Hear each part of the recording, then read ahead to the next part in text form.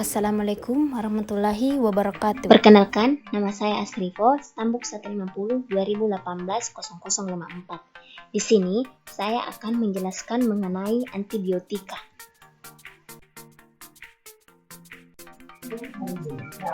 Apa itu antibiotika? Antibiotika merupakan senyawa yang dihasilkan atau diturunkan oleh organisme hidup atau mikroba, termasuk struktur analognya yang dibuat sintetik. Dalam kadar rendah, dia mampu menghambat proses penting dalam kehidupan atau membunuh satu atau lebih spesies mikroorganisme. Antibiotik digunakan untuk mengobati berbagai jenis infeksi akibat kuman, misalnya radang paru-paru, tifus, luka yang berat, dan sebagainya.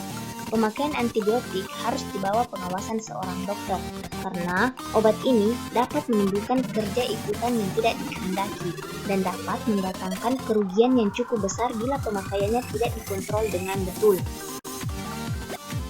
Metode yang paling baik dalam penetapan secara kimiawi adalah dapat menetapkan suatu senyawa secara kuantitatif tanpa diganggu oleh hasil peruraiannya atau senyawa lainnya mempunyai sifat kimia yang serupa.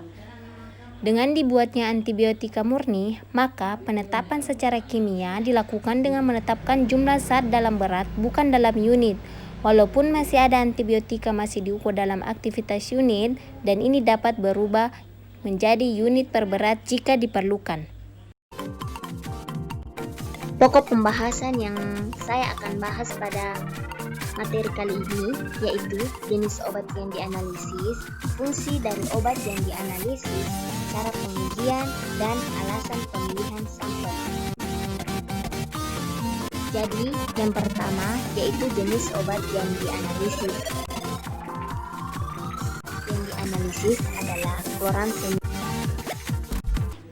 Kloramfenikol adalah obat antibiotik untuk mengatasi beragam infeksi bakteri serius, terutama saat penyakit infeksi tidak membaik dengan obat lain.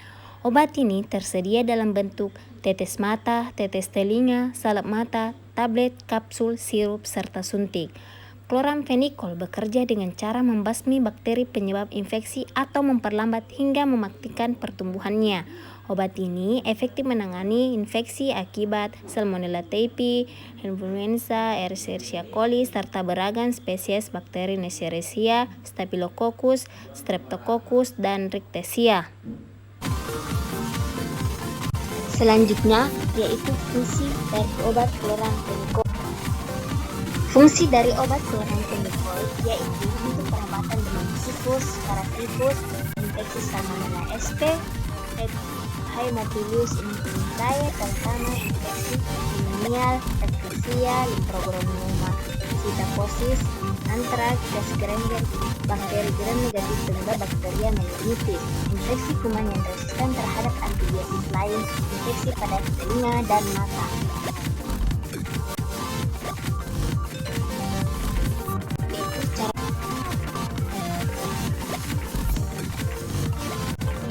Adapun cara pengujian, cara penetapan kadar kloramfenikol secara nitrometri, di mana prosedurnya itu lebih kurang 500 mg yang ditimbang sesama, kemudian larutkan dalam 20 ml asam klorida pekat.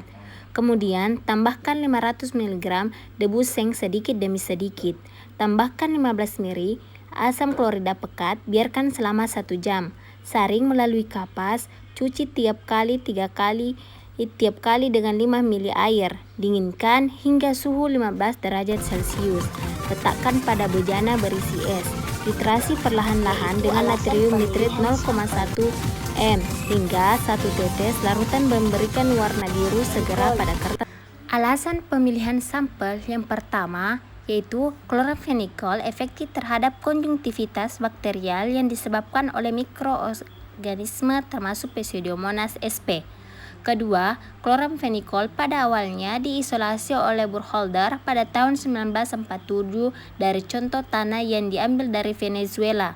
Sekarang telah dapat dibuat melalui sintetis total, yang metodenya relatif lebih sederhana dan biayanya lebih murah. Ketiga, senyawa ini juga efektif untuk pengobatan infeksi berat disebabkan oleh bakteri gram positif dan negatif. Thanks for watching. Assalamualaikum warahmatullahi wabarakatuh. Jangan lupa like, comment, subscribe, and share.